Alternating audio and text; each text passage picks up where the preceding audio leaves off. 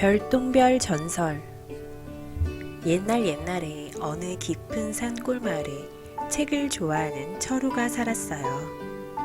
철우의 부모님은 농사를 지었는데 너무 가난해서 양초를 살 수가 없었어요.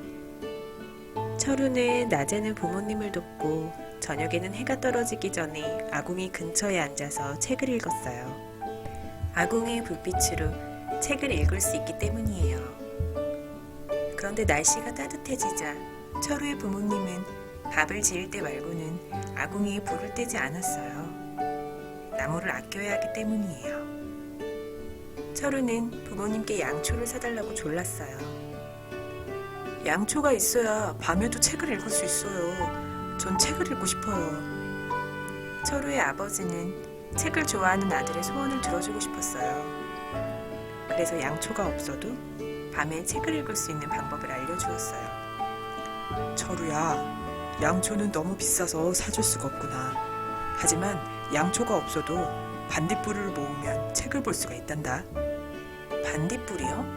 그래, 반딧불의 꽁무니에는 밝은 빛이 나오는데 그걸 반딧불이라고 한단다. 알았어요. 그럼 반딧불이에게 부탁해 볼게요. 철우는 반딧불이를 찾아서 집을 나섰어요. 반딧불이가 산다는 곳은 더 깊은 산속에 있었어요. 철우는 어둠 속에서 밝게 빛나는 반딧불을 보았어요. 반딧불은 양초처럼 반짝반짝 흔들리고 있었어요. 가까이 다가가자 아주 작은 벌레의 꽁무니에서 빛이 나오고 있었어요. 철우는 반딧불이에게 말을 걸었어요. 네가 반딧불이니? 네가 있으면 난 저녁에도 책을 읽을 수가 있어. 나를 도와주렴? 반딧불이는 꽁무니를 좌우로 흔들었어요. 네 불빛은 달빛보다 어두워. 내 불빛은 꽃잎보다 작지만 달님은 온 세상을 비추지. 달님이 네 방에 있다면 책을 읽을 수 있을 텐데. 어디에 가면 달님을 만날 수 있지? 달님은 어디에나 볼 수 있지만 너무 높은 곳에 있어서 네가 얘기하는 걸 들을 수가 없어. 달님하고 얘기하고 싶으면 산꼭대기로 올라가야 해. 철우는 달님과 얘기하려고 산꼭대기를 향해 올라갔어요. 달님을 제 방에 걸어두면 밤에도 책을 읽을 수가 있어요. 제발 저와 함께 가주세요. 둥근 얼굴의 달님은 조용히 대답했어요. 난 너무 커서 내 방에 들어갈 수가 없단다. 별님을 내 방에 걸어두면 어떠니? 별님은 반딧불보다 밝고 나보다 작으니까 내가 책을 읽을 수 있을 거야. 별님을 만나려면 어디로 가야 하나요? 별님은 나보다 더 높은 곳에 산단다. 산을 2개 넘으면 높은 바위산이 나오는데 바위산 꼭대기에 오르면 별님을 만날 수 있단다. 철우는 별님을 만나기 위해 산을 2개나 넘었어요. 배가 고플 때는 나무 열매를 따먹고 잠이 올 때는 나뭇잎을 덮고 잤어요. 죽을 고생을 해서 바위산까지 왔는데 바위산은 그동안 넘어온 산들을 합친 것보다 더 높고 험했어요. 바위산이 쩌렁쩌렁한 목소리로 말했어요. 네 이놈!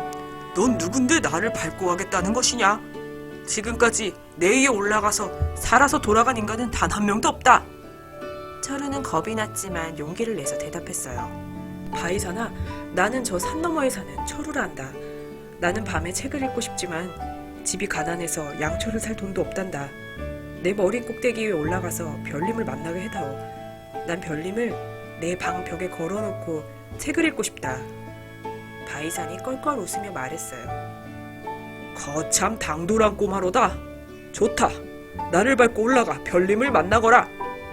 철우는 고맙다는 인사를 하고 바위산을 오르기 시작했는데 산이 너무 가팔라서 오르다 주르륵 미끄러지고 오르다 또다시 주르륵 미끄러졌어요. 바위산 허리에서 빙빙 돌던 독수리가 철우에게 다가왔어요. 너는 누군데 이 위험한 산을 오르는 거니? 나는 저 산 너머에 사는 철우야. 난 밤에 책을 읽고 싶은데 그러려면 별님을 만나야 해. 독수리는 철우 옆에 내려와 앉았어요. 가까이서 본 독수리는 철우보다 키가 크고 집채보다 큰 날개를 가지고 있었어요. 너는 용기가 있지만 너 혼자서는 바위산에 오를 수 없을 거야. 내 등에 올라타렴. 독수리는 철우를 태우고 휙 날아올랐어요. 독수리는 눈 깜짝할 사이에 구름을 뚫고 올라가 꼭대기에 철우를 내려주었어요. 나는 바위산에 사는 독수리 신이다. 내 용기가 나를 감동시켰으니 꼭 별님을 만날 수 있을 거다. 독수리 신은 철우에게 작별 인사를 하고 아주 높은 곳으로 날아갔어요. 밤이 되자 반짝반짝 눈부시게 빛나는 별님이 나타났어요. 너는 누군데 이 높은 곳까지 와서 날 귀찮게 하는 거냐? 별님은 인간이 자기가 사는 곳까지 찾아와서 화가 나 있었어요. 별님, 저는 가난한 집에서 태어나 밤에 책을 읽을 수가 없습니다. 그런데 반딧불은 너무 약해서 책을 읽을 수가 없고 달님은 너무 커서 제 방에 들어올 수가 없습니다. 별님, 제가 책을 읽을 수 있게 도와주세요. 별님은 철우가 불쌍하다는 생각이 들었습니다. 좋다. 내가 밤마다 책을 읽을 수 있게 내 방 안을 환하게 비춰주마. 하지만 때가 되면 나를 다시 이곳에 올려놓아야 한다. 난 인간 세상에 오래 있으면 빛을 잃어버리고 죽고 말거든. 철우는 기뻐하며 별님을 집으로 모셔왔어요. 주머니에서 별님을 꺼내 책상 위에 놓았더니 환하게 방 안을 비추었어요. 밤마다 별빛 아래 책을 읽은 철우는 나라에서 높은 사람이 되었어요. 하지만 철우는 별님을 계속 집안의 보물로 숨겨두었어요. 별님은 철우를 볼 때마다 사정했어요. 이제 넌 내가 없어도 집을 환하게 밝힐 수 있으니 날 저 높은 곳으로 돌려다오. 하지만 철우는 별님을 돌려보내고 싶지 않았어요. 싫습니다. 전 별님이 좋습니다. 별빛이 가득한 멋진 집에서 살고 싶어요. 세월이 흘러 철우는 임금님 다음으로 높은 사람이 됐어요. 하지만 철우는 별님을 벽장 속에 고이 숨겨두었다가 귀한 손님이 올 때만 꺼내서 자랑했어요. 어느 날 별님을 본 철우는 깜짝 놀랐어요. 별님은 빛을 잃어가고 있었어요. 별님, 왜 그러십니까? 어디 아프십니까? 네가 날 답답한 곳에 가두어 놓으니 더 이상 살 수가 없구나. 죽기 전에 내가 살던 곳으로 나를 보내다오. 철우는 별님을 다시 높은 곳으로 보내주기로 결심했어요. 철우는 별님을 주머니에 넣고 험한 바위산을 올라갔어요. 별님, 제가 너무 오랫동안 별님을 붙잡고 있었습니다. 이제 다시 저 높은 하늘로 가십시오. 별님은 하늘 높이 날아올랐어요. 하지만 예전처럼 반짝반짝 빛나는 별님이 아니었어요. 철우는 집에 돌아와서도 걱정스러운 얼굴로 하늘을 쳐다보았어요. 별님은 점점 어두워지고 조금씩 흔들리고 있었어요.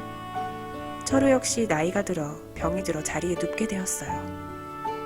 철우는 자신을 걱정하는 아내에게 이렇게 말했어요. 별님이 떨어지면 나도 죽을 것이요. 마침내 별님은 길게 빛의 꼬리를 만들며 땅으로 떨어지고 말았어요. 철우 역시 별님이 땅에 떨어졌다는 말을 듣고 조용히 눈을 감았어요. 이후로 별똥별이 떨어지면 큰 인물이 하늘나라로 간다는 전설이 만들어졌답니다.